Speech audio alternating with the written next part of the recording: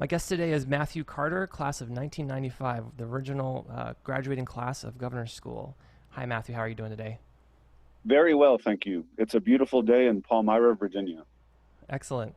Can you give us a quick update on everything that's happened since you graduated those many years ago?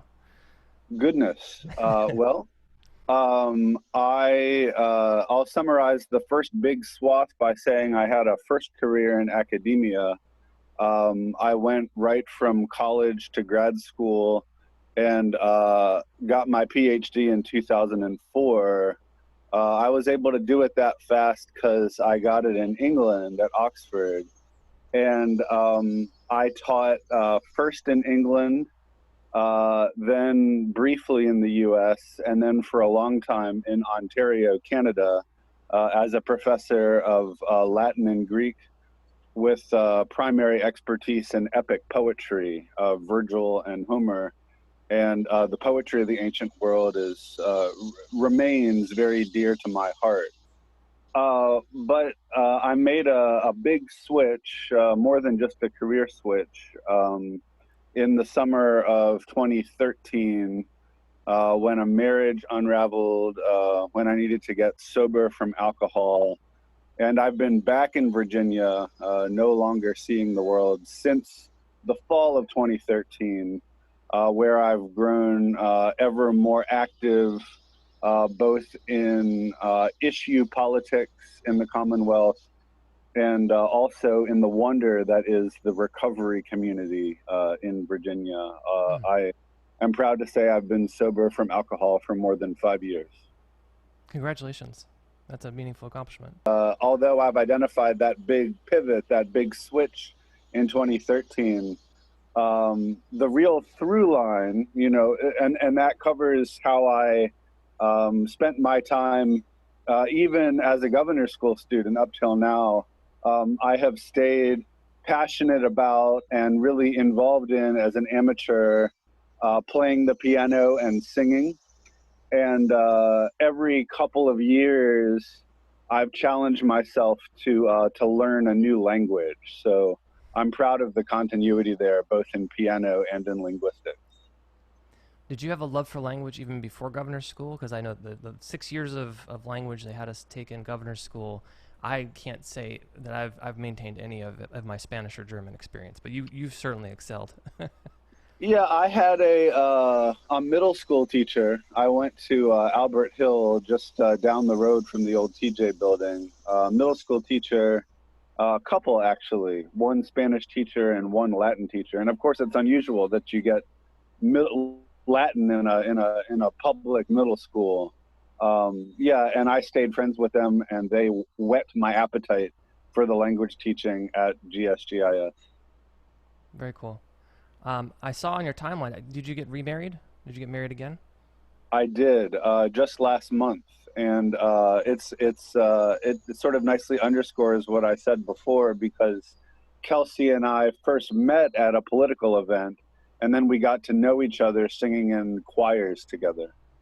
The marriage story, having to pull off an hour-long Zoom wedding with basically a shoestring budget and people involved from all over the world, that felt authentically 2020, and we're very, very proud of how it turned out. In fact, I'll send you a link to the video. We're just Kelsey is, on the one hand, a Jewish atheist, and I am, on the other hand, an Episcopalian with roots in Roman Catholicism. And it was really hard to find a service that would be authentic to both of what we believe and each of what we believe. But I think we did pull it off. And yeah, it was just,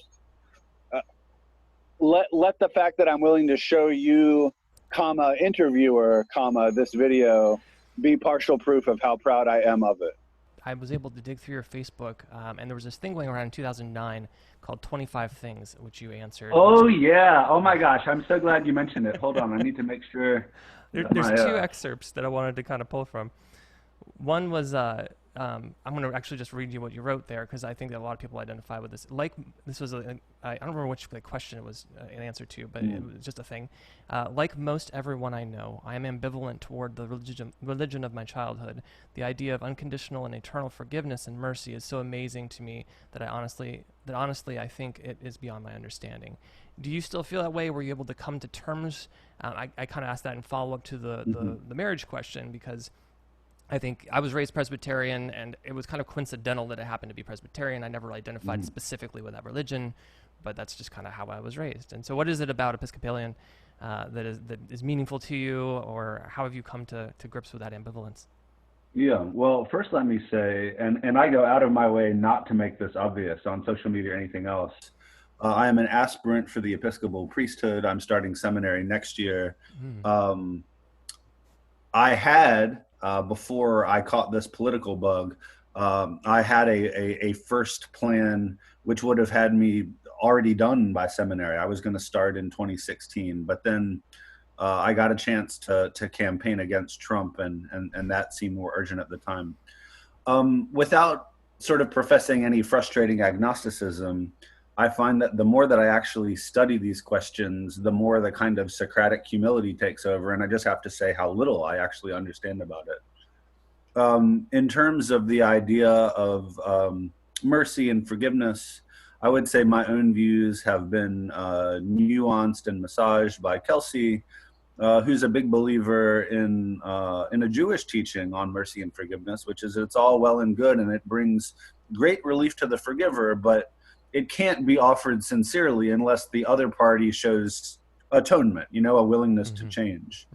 And, that's a critique of Christian forgiveness that I've heard in Alcoholics Anonymous too. It's just, it becomes less meaningful if it's simply reflexive. Knee-jerk forgiveness as a kind of teaching is less profound and less meaningful than conditioning it upon a real desire to change in the other person.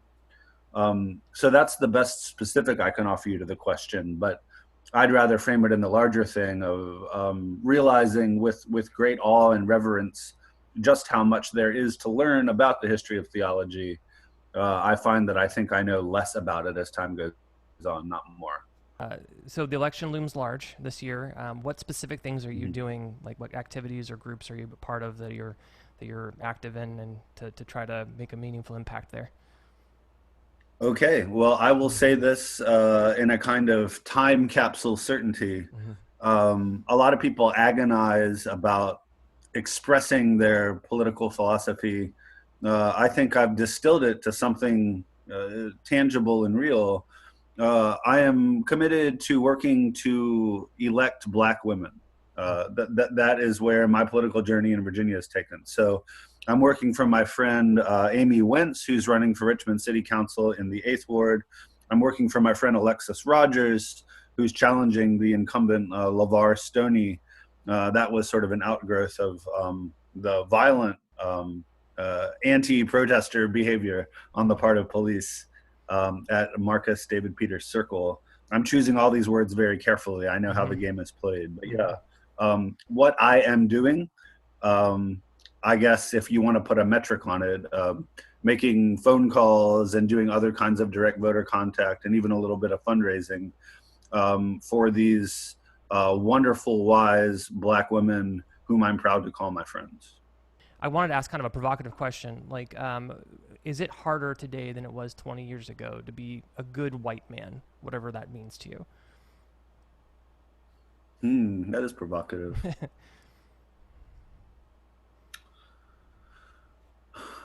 I think the fretting that I might do about my own identity of goodness, it got in the way then and it gets in the way now. People say, if you crave esteem and admiration and recognition for trying to be a good ally, right? Allyship is conferred, not claimed. Then that's probably time you should have spent just actually doing something. Again, I recognize as a student of language that might read as an evasive answer, but I'm resisting it because, again, these are breaths we have drawn where we're not actually doing anything to be anti-racist. Um, so going back to your 25 things, one of the other items that jumped out at me was that you wanted to hike the Appalachian Trail in the next decade, and that was in 2009. So have you been able to accomplish that? Oh, I would be so hand-wringing because the truth is I haven't done that, except since you're drawing on that thing. Mm-hmm. I also wrote that I was sad that I would never be able to either do a flip turn or sing a low C. I can do both of those things now. Wow, well done. So, yeah, I mean, that's like, as someone who cerebrates too much, the physical accomplishment as a person with cerebral palsy of learning that, tricky for me thing was a point of great pride. And that just happened recently. I have hiked bits of the AT. My dream of through hiking exists, but I also have to grapple with the fact that I'm going to be on blood thinners for life. I have a hypercoagulability disorder, and it might not be the safest thing for me, who could very easily bleed out, with even like a medium-sized cut, to do it without a real network of support and supervision. So I really do cherish that hope still, but I can't exactly safely do it solo. Gotcha. In your 25 things, it said you sometimes you're glib at best, or you're sometimes eloquent. I find you incredibly eloquent. I haven't talked to you a lot, but on this obviously call so far, that was the highlight of this interview. Let's tag that part for the preview. For sure. You to me come across outside of your head as someone who's incredibly eloquent. Mm-hmm. How do you wrestle with the overactive cerebral part of you that I think that a lot of us identify with in terms of choosing the words in real time? How do you agonize after the fact or before the fact? When do you do your agonizing? Yeah. So I think the effective agonizing happens about a month before, let's say. So I've got this huge speaking gig at the end of August, big audience. I'm already getting nervous about it. I'm probably going to be in good shape if I am fretting now rather than the night before. And you want to sort of chart a story of change over adult life. I was up to and including finishing my PhD, still very much night before kind of emender. And I find getting well out in advance of any kind of deadline sort of a gift I give to myself in the name of mental health. Not that I'm not still ex natura a procrastinator, but it feels good because it feels different to wrestle with the stuff in advance. To the larger, sort of more profound question about words and sources and stuff, what's worked for me, that sounds horribly sort of self-satisfied and arrogant. What I have seen as personally valuable as a person who wants to be an ever more effective communicator is to challenge myself by reading things that are really fucking hard. Moby Dick, not reader friendly, really, really hard, amazing, repays the effort. The poet John Ashbery, some of those passages, nigh incomprehensible, but wrestling with them, whether or not I come to full comprehension, makes me better at words, at least I hope. Is there anything else that you want to share that I haven't asked you about? Well, I'm just really curious to see how your project emerges and what the through lines are. I've made friends on campaign with somebody who's still a UVA undergrad and graduated from Governors 4 or 5 years ago. And to hear that person talk about the pressure and the expectations and the workload and the sort of toxic stress, I was saddened, because I remember that too, that kind of pressure. I'll put it this way. I don't necessarily regret giving up every single lunch period to do Battle of the Brains practice. But, as a more full-fledged adult, I see what was lost there, what was given up too. So as I think back on that, highly formative time for me, not just because of the language education, but the political education and the friendships, I hope that the corona makes the whole system more open to sort of what the French educational system is doing these days, or what I understand it to be doing. Less tyrannical emphasis on homework and more channels for nurturing the creativity of the individual.